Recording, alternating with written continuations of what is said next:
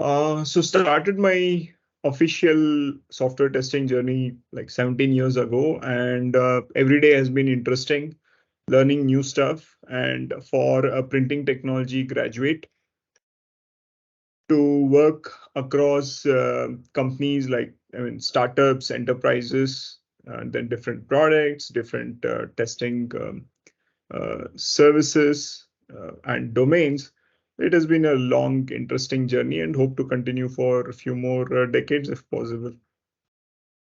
See, now everyone is talking about two things, the World Cup and AI. So World Cup thing will go away once the World Cup is won by one of the teams, hopefully India. But I think everyone will continue to talk about AI and AI in testing and how these tools will continue to dominate for some time.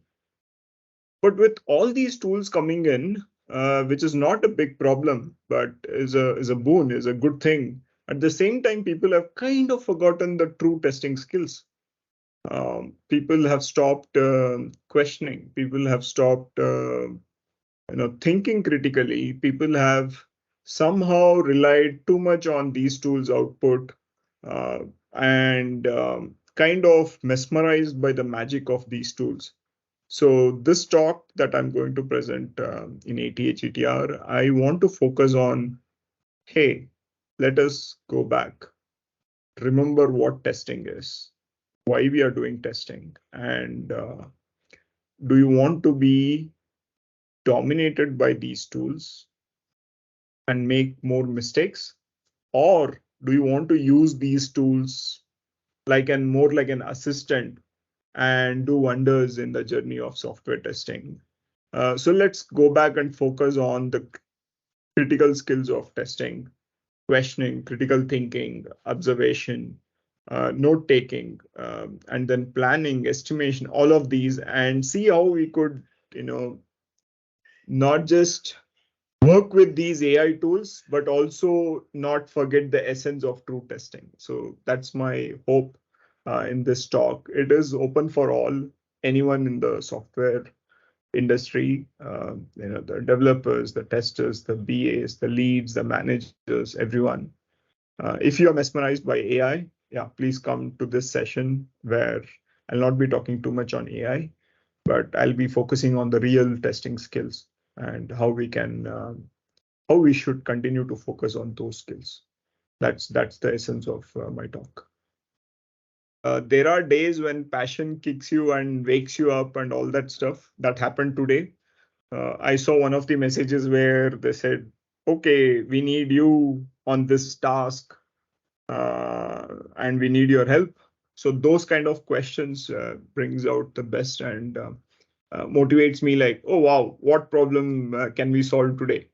Right. So there are days when you are like, oh, this is not a real big problem to solve today. This is mundane work, but you keep doing it. And then suddenly one day you realize that, oh, wow, you're waiting for this day to solve this kind of a big problem. So problems motivate me.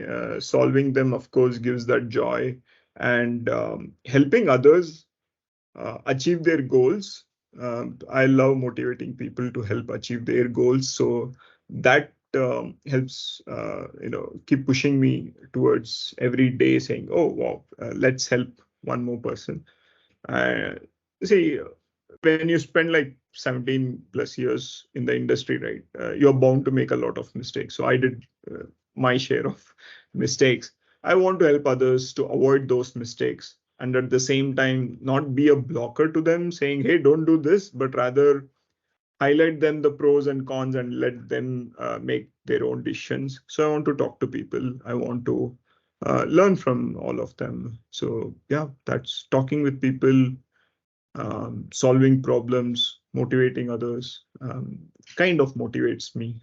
See, I was born in Bangalore and I spent 12 years of my schooling in Hubli, a city in North Karnataka.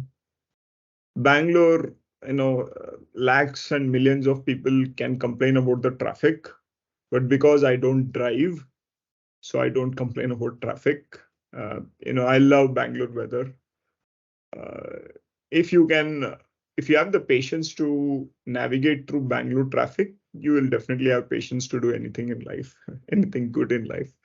And I think that is one factor which has positively helped. And Hubli, talking about Hubli, fond memories, schooling, friends. Uh, um, yeah, life was a little tough in terms of the opportunities, and at that time there was no your Amazon or Flipkart or Dunzo or Blinkit, right? You had to go and buy. So yeah, uh, once you have seen tough things, the power cuts and things like that, and then slowly you get to a stage where you get rid of all of those kind of tough problems, the lessons seem to stay with you, saying being grateful for things, right? Being grateful for opportunities, being grateful for mentors, being grateful for people who helped you, people being grateful for experiences that taught you, saying the tough lessons, right? So that kind of builds you up. Imagine if you got everything every time, uh, maybe it'll not just be boring, but it'll dumb you down. But challenges gets the best of you, prepares you, and that preparation definitely gets onto a compounding effect and makes you who you are. So yeah, thanks to both Bangalore, Hubli, and all these experiences throughout this journey. See, I was working with a company, and at the ground floor of the company, there was a corn store, like this corn stall, right, where you get the different kinds of masala corn, sweet corn, and then this butter corn and all that. I used to joke with the company that if they just got me the corn, they need not pay me the salary. So I love corn. I love boiled groundnuts. Um, I love sweet potato. So anything of that sort, I like. I'm not a pizza guy. I'm not a Chinese or Italian guy. These chats, masala puri, sev puri, pani puri. Yeah, I love that. Pav bhaji.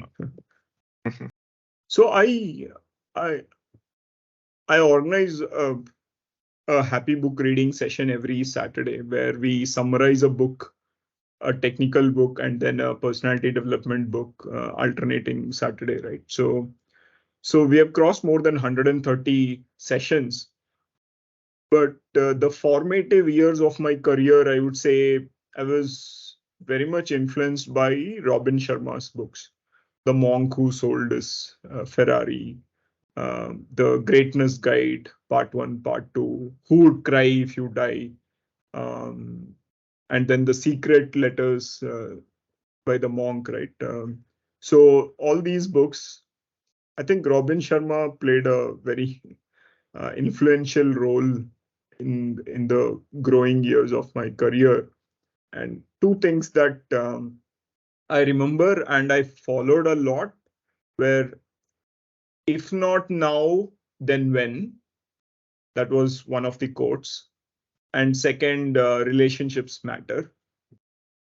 So I think these two kind of, when I was hesitant to start something new or to approach someone and ask for something, like, if not now, then when?